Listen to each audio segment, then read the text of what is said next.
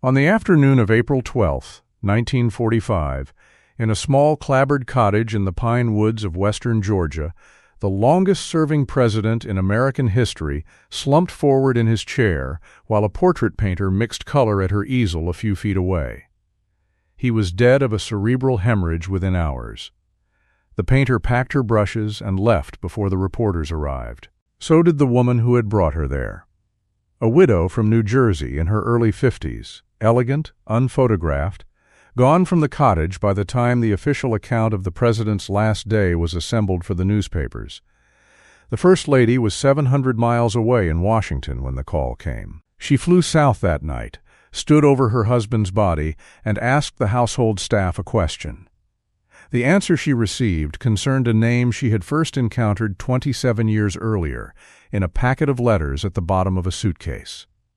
The front pages that week carried the war, the succession, the funeral train moving north through crowds that stood weeping in the rain. Almost none of them carried the other story. Not the house the First Lady had built for herself 2 miles from her husband's estate on a creek in the Hudson Valley woods and lived in with 2 other women.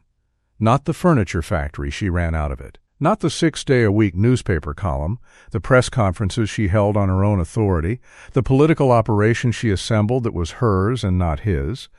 For 3 decades, the public had been shown a marriage. What existed was closer to a treaty. Negotiated in 1918, honored with cold precision by both parties, and productive in ways the wedding portrait never predicted. So 2 questions are worth asking. Why did the most famous wife in America build and keep a household of her own, separate from her husband's, for the last 37 years of her life? And what did she build inside it that the marriage itself could never have produced? Anna Eleanor Roosevelt was born on October 11, 1884, in New York City, into the Oyster Bay branch of one of the state's oldest families.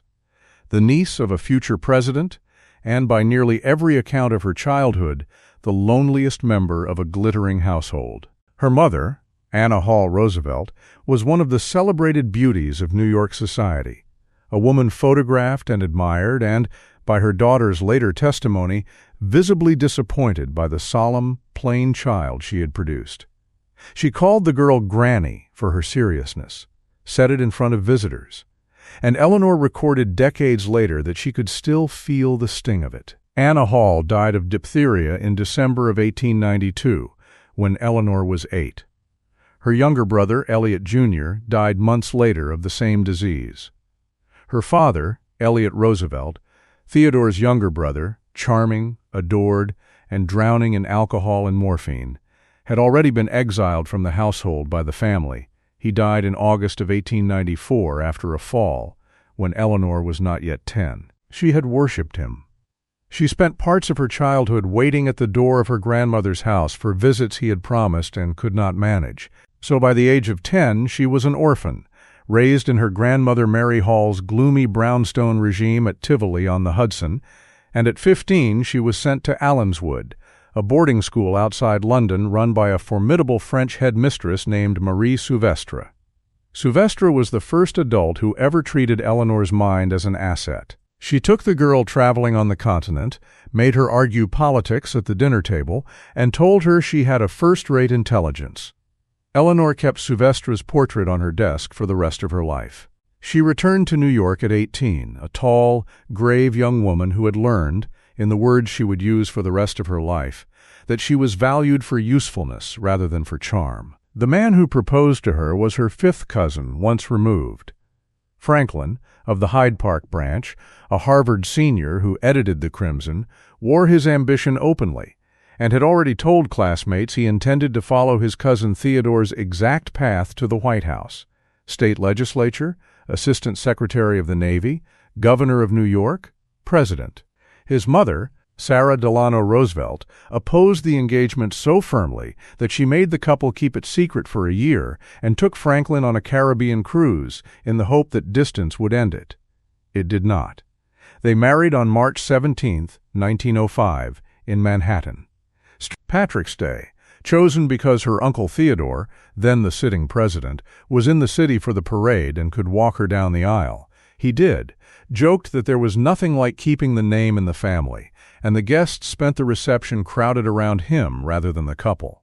Eleanor and Franklin stood more or less alone by the wedding cake while the President of the United States held court in the next room. It was, in miniature, a preview of the next 40 years.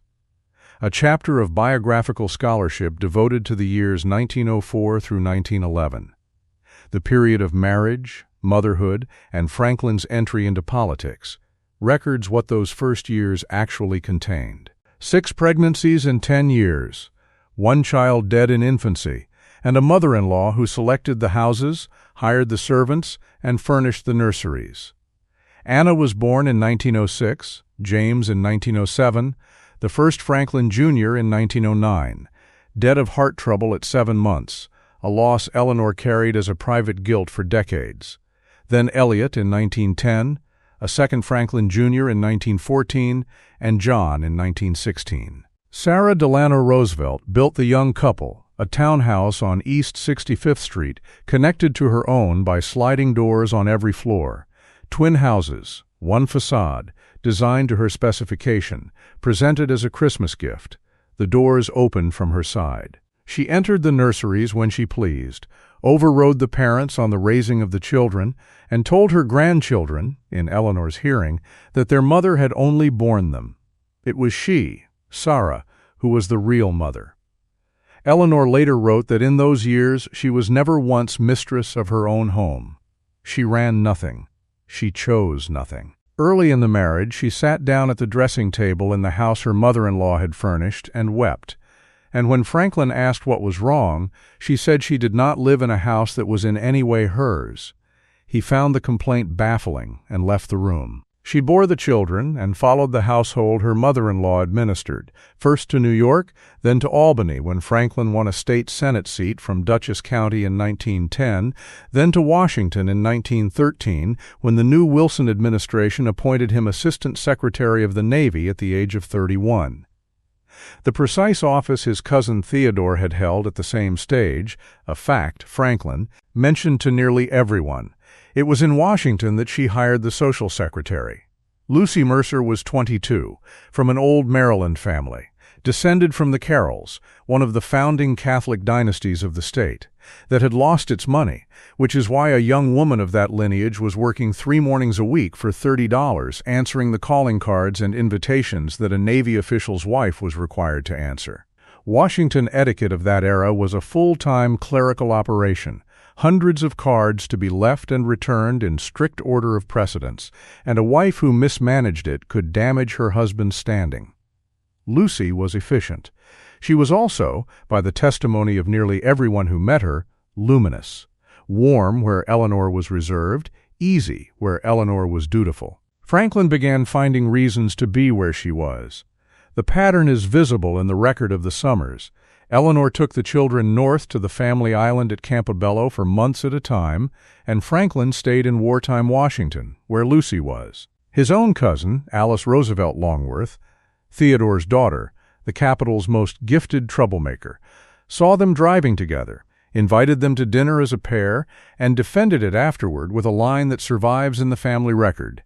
Franklin deserved a good time. He was married to Eleanor. In September of 1918, Franklin returned from an official tour of the war in Europe aboard the Leviathan, carrying double pneumonia and the influenza that was at that moment killing tens of thousands a week in the Great Pandemic. He was brought off the ship on a stretcher.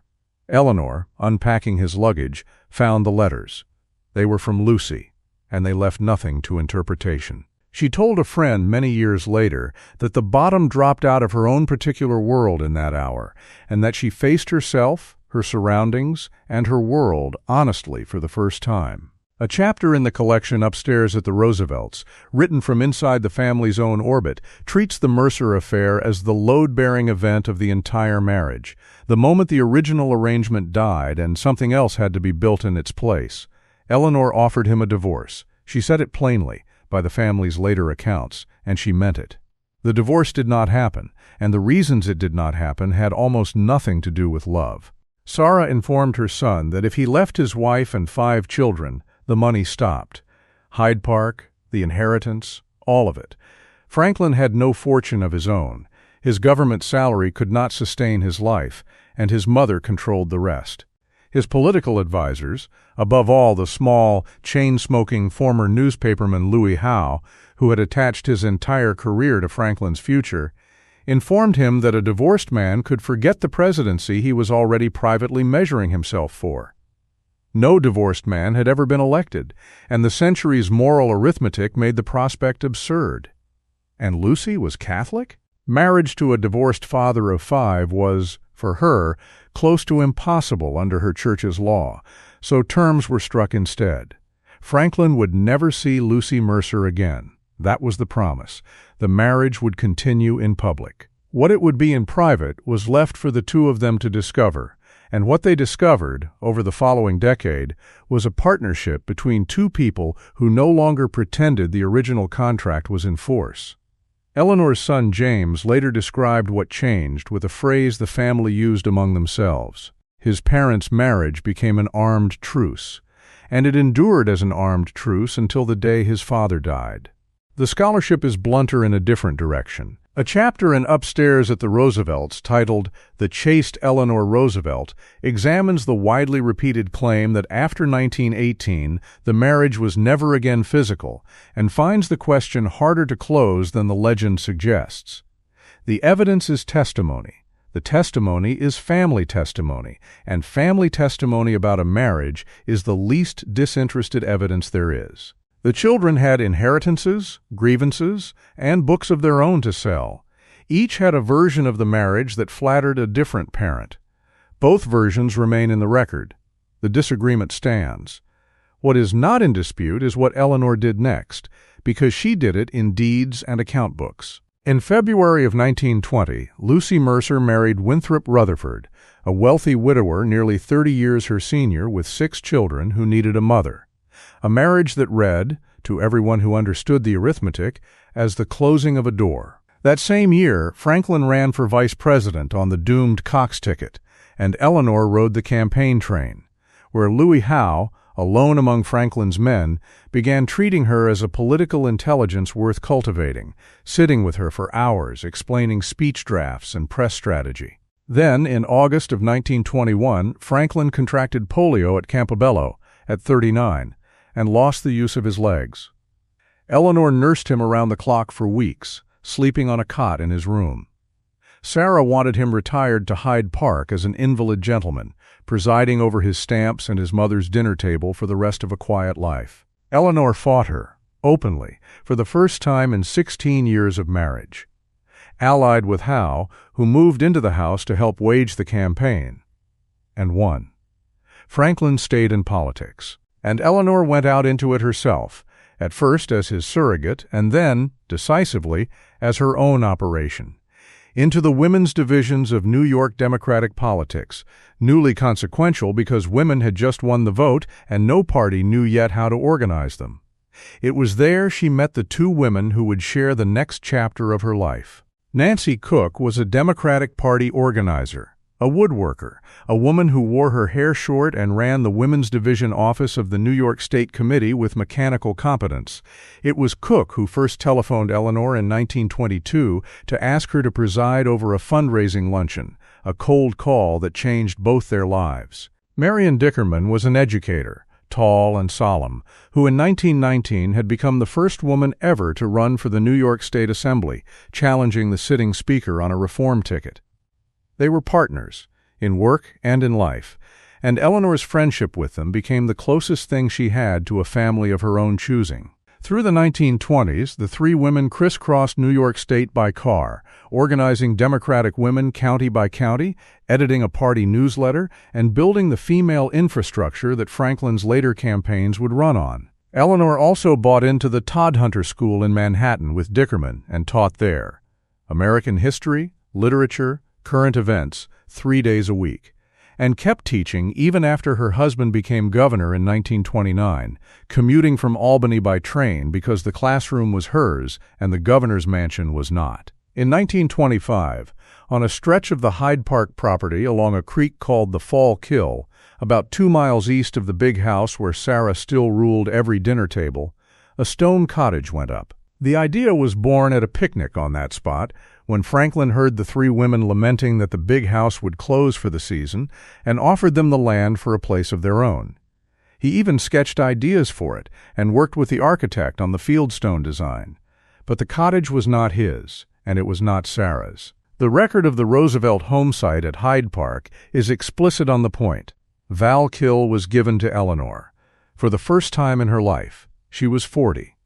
She held a home in which her mother-in-law could not rearrange the furniture. The three women had the linens embroidered with their combined initials, E.M.N., woven together as a single monogram, which is roughly as plain a declaration of household as textile allows. She did not treat it as a retreat. She treated it as a headquarters. In 1927, Eleanor Roosevelt, Nancy Cook, Marion Dickerman, and a fourth partner, the political activist Caroline O'Day, established Val-Kill Industries, a furniture workshop on the property that produced handmade reproductions of early American pieces and employed local rural workers, an experiment in whether craft manufacturing could keep farm families from draining away to the cities.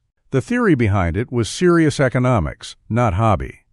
Rural New York was hemorrhaging its young men to urban factory work years before the Depression made the problem national, and the partners believed a farm family could survive if it had winter wages from skilled craft.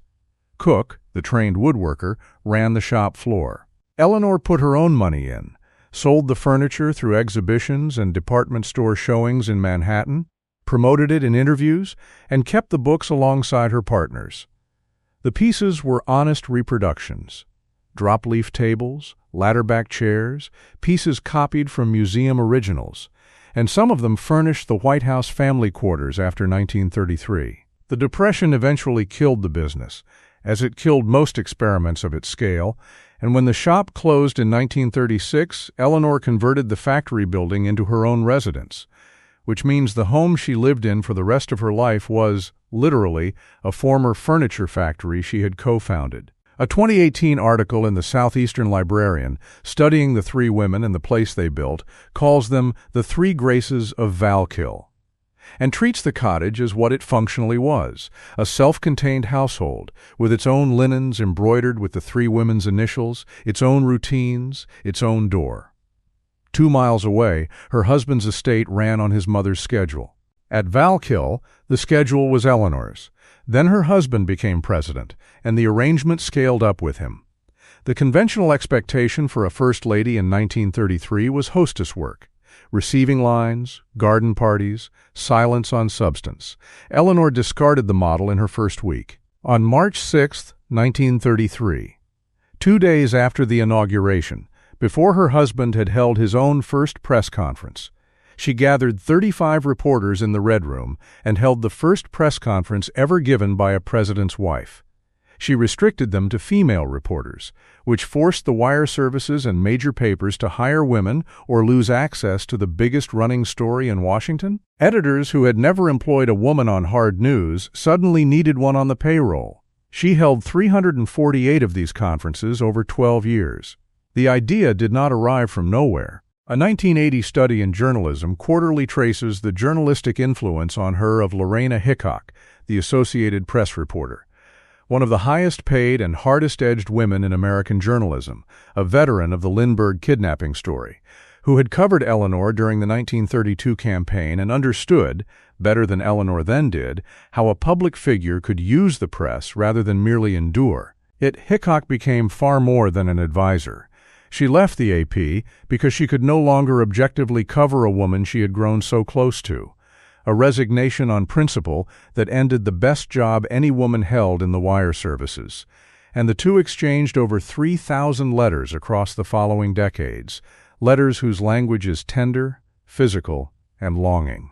Talk of holding one another, of kisses, of a ring Hickok gave her that Eleanor wrote she wore and touched. A 2018 article in the Journal of Bisexuality, examining the intimate friendship between the two women, takes the correspondence seriously as exactly what it reads as, one of the central emotional attachments of Eleanor Roosevelt's life.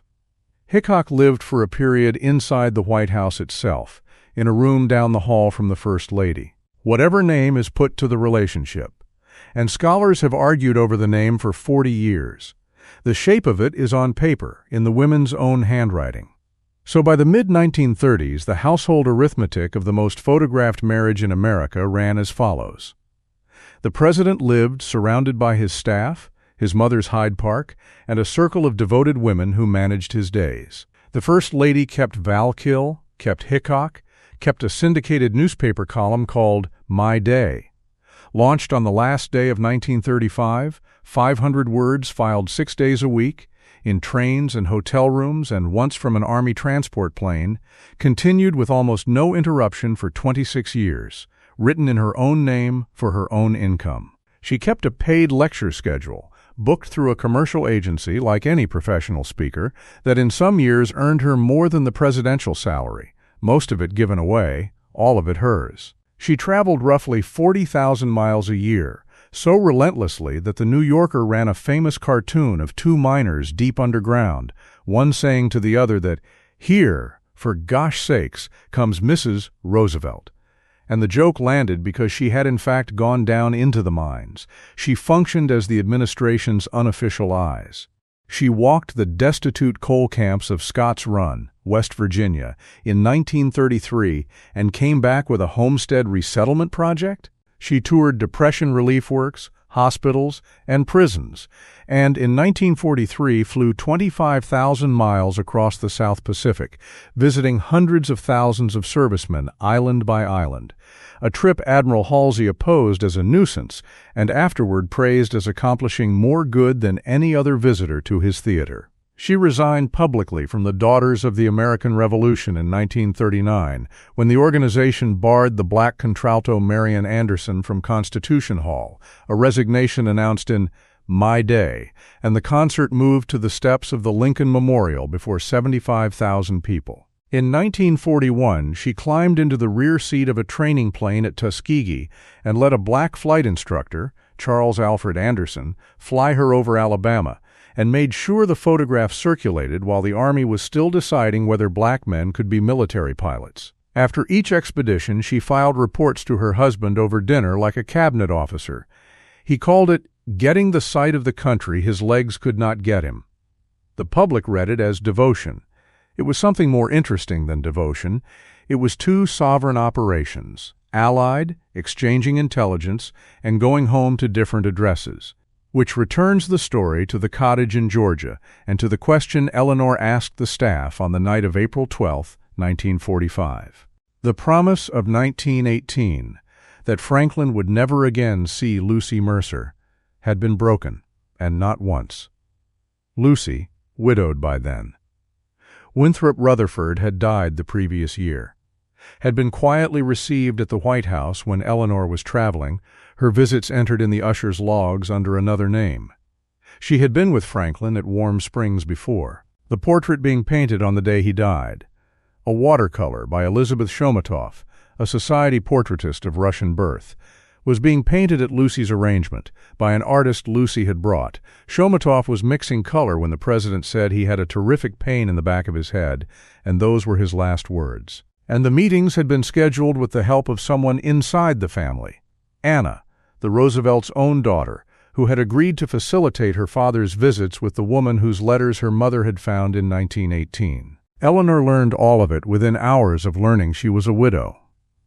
The presents, the history of visits, and her daughter's hand in them, some of it blurted out at the cottage by a Roosevelt cousin who saw no reason to keep the secret now. She had received the news of the death itself in the middle of a speech engagement in Washington, changed into black, and flown south through the night. She stood alone with her husband's body for 5 minutes behind a closed door and came out dry-eyed. She recorded almost nothing of what she felt. She oversaw the funeral, answered the condolence letters, and gave the reporters a single sentence about the story being over. Then she moved out of the White House within the week, and moved the center of her life to the one property that had always answered to her alone. The big house at Hyde Park went to the government as a historic site. Val-Kill she kept. From 1945 until her death, the cottage by the Val-Kill was her only real home. The most consequential work of her life happened after the marriage ended. In December of 1945, President Truman appointed the 61-year-old widow a delegate to the newly formed United Nations. The appointment was read by some in the State Department as ceremonial, the famous widow lending her name. And the professional diplomats in the delegation, including men who had openly opposed her selection, assigned her to Committee 3, the Humanitarian and Social Committee, precisely because they expected nothing consequential to happen there. Then something consequential happened there. The committee became the arena for the fight over more than 1 million displaced persons in European camps, with the Soviet Union demanding their forced repatriation, and Eleanor Roosevelt stood up in the General Assembly in London and debated Andrei Vyshinsky, Stalin's most feared prosecutor, the voice of the Moscow show trials, over whether refugees could be sent home at gunpoint. She won the vote. The delegation's skeptics conceded, more or less in writing, that they had been wrong about her. Within 2 years, she was chair of the UN Commission on Human Rights, presiding over delegates from across a fracturing post-war world through the drafting, between 1947 and 1948, of the Universal Declaration of Human Rights. The document that for the first time asserted a common standard of rights for every human being, negotiated line by line under her gavel between powers already sliding into Cold War. The drafting table held the French jurist René Cassin, the Lebanese philosopher Charles Malik, the Chinese diplomat Peng Chun-Chang, the Canadian scholar John Humphrey. Men who disagreed about God, natural law, and the state, and who were held to a working schedule so relentless that delegates complained she ran the sessions like a woman with a train to catch. She usually did. The UN. Chronicle's own account of those years, 1946 through 1949, places her at the center of the Declaration's making, not as a figurehead but as the working chair who held the room together. On the night of December 10, 1948, in Paris, the General Assembly adopted the Declaration with 48 votes in favor, none against, and 8 abstentions, and the delegates rose and gave her a standing ovation. No president's wife had ever received one. She was not receiving it as a president's wife. She worked from Val-Kill for another 14 years. The column, the appointments, the stream of prime ministers and students who came up the drive to the cottage with the initialed linens. Nehru came. Khrushchev came in 1959 and was fed at her table. John F. Kennedy came in 1960, a candidate needing the blessing of the party's most powerful private citizen, and left having received it conditionally. As president, he appointed her to lead his Commission on the Status of Women, her last public office, taken at 77. When she died in New York on November 7, 1962, at 78, Adlai Stevenson told the mourners she would rather light a candle than curse the darkness, and that her glow had warmed the world. She was buried beside Franklin in the Rose Garden at Hyde Park, and the photographs of the 2 graves side by side completed the story the public had always been sold. The partnership, whole to the end. Somebody mislabeled her. She was filed under wife, the plain, dutiful consort of a brilliant man, wounded once and loyal ever after. And the label was set so early and pressed so hard that even the grave placement argues for it. What survives contradicts the label. A deed to a house 2 miles from her husband's, held in her own right from 1925. A furniture company with her name on its founding, run with the 2 women who were her chosen family. Thousands of letters to a reporter that no biographer has been able to file under friendship without a fight. A newspaper column written 6 days a week for nearly 3 decades in a voice that was never his. And a standing ovation from the General Assembly of the United Nations, delivered 3 years after the marriage was in the ground, for a document the marriage had nothing to do with. The Treaty of 1918 cost her the fairy tale. The household she built afterward produced everything the fairy tale is remembered for. Whether the record ever outruns the wedding portrait of 1905 remains an open question. And in the Rose Garden at Hyde Park, the portrait still has the last word.